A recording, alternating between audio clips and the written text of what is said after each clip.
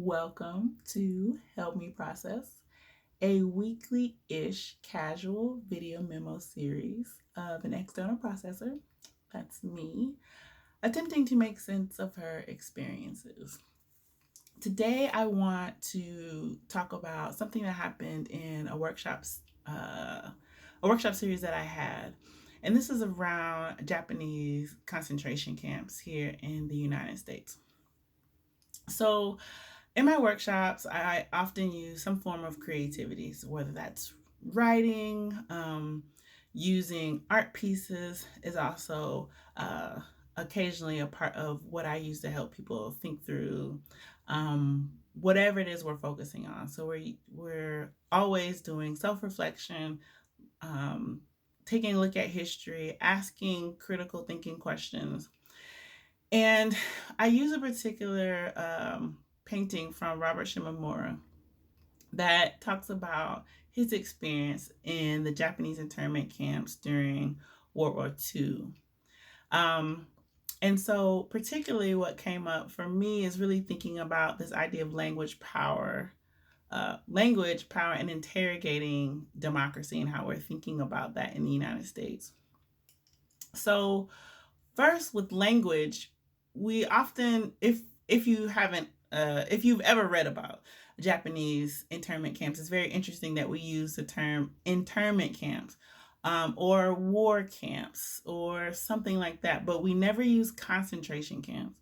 And concentration camps are camps for political prisoners. They're persecuting minorities. They're a host of other things. Oftentimes, we use concentration camps, particularly when it comes to the Holocaust, Auschwitz, those types of things, which is still important. That still should be used there. But by changing the language, we somehow relegate those type of atrocities to someplace over there, someplace that's not in the United States, but not really thinking about how the United States persecuted its own citizens as well.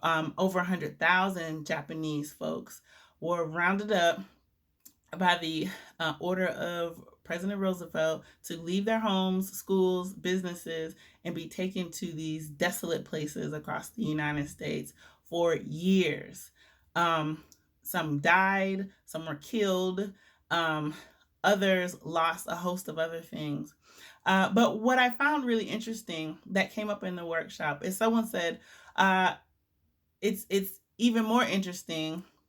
They said that the United States thought that the Japanese Americans were some type of threat to security, but there was a whole Nazi sympathizing community in New York.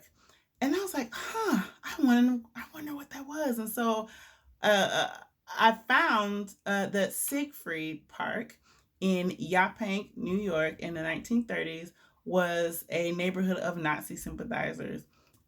They had a street called Hitler Street. They had these discriminating bylaws. You had to be white, particularly of German ancestry, in order to access housing there. And these discriminatory policies were in place up until 2015.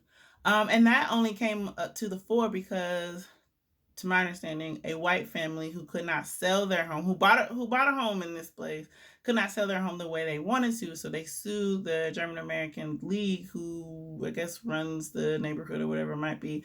And then all of this other stuff came up, and so it's like, this is there's tons of pictures, of folks in Nazi regalia waving Nazi flags, but this was not a threat to security. And it made me think of like the power of whiteness and how that shows up. So, regardless if you're a citizen, regardless of you've done all these other assimilation practices, is an interesting way in which whiteness can protect you, even when you are blatantly going against other citizens, like uh, discriminating policies for housing, but also being Nazi sympathizers. So it is something quite interesting about that. And if, to read more about the ways in which housing discrimination happened across the United States, take a look at Color of Law by Rothstein. Great book. But what happened later on in 1988, Reagan gave reparations to the Japanese. So this is where I start thinking about power. Um, and so he signed the Civil Liberties Act, which gave 20,000 to any individual living folks who were in the internment camps, tax-free money. So if you had a family of five, 20,000 times five. If y'all are still alive and you can prove that you were there, there's like paperwork and stuff involved, whatever. Um, then you got this funding. And so then something else that came up in the workshop was Reagan just really being progressive with these reparations and really saw it as an opportunity to kind of right a wrong, or was there something underlying?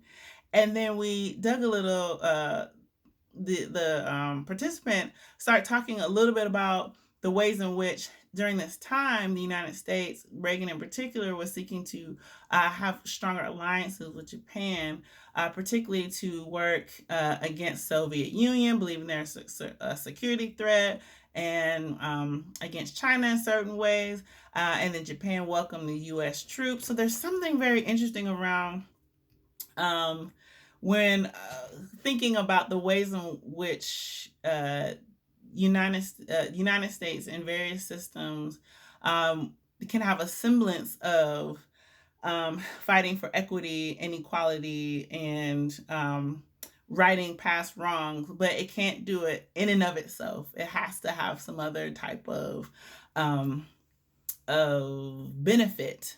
And I'm wondering how you all are also thinking about that as well. So the other part that comes to mind is thinking about this story of democracy, of unmet democracy, essentially. And these were many of these Japanese Americans. Most of them were a lot of them were children, but many of them were um, citizens, right? And so when we read the Declaration of Independence and we say like these inalienable rights, whose rights get to be upheld? So when we're talking about the safety and security of the United States, whose safety is being privileged and whose rights get to be infringed upon in order to hold some people more safe? So I'm still processing this and still thinking about some other ways in which these similar things have happened in our country. So I want to know what you think. Are there other historical events that go against what we say we stand for as Americans, as our country says we're supposed to be supporting? Let me know in the chat. Let's have a conversation about the ways in which a variety of groups and organizations are attempting to hold America accountable and actually live up to the ideals that we say we're supposed to have. Talk later.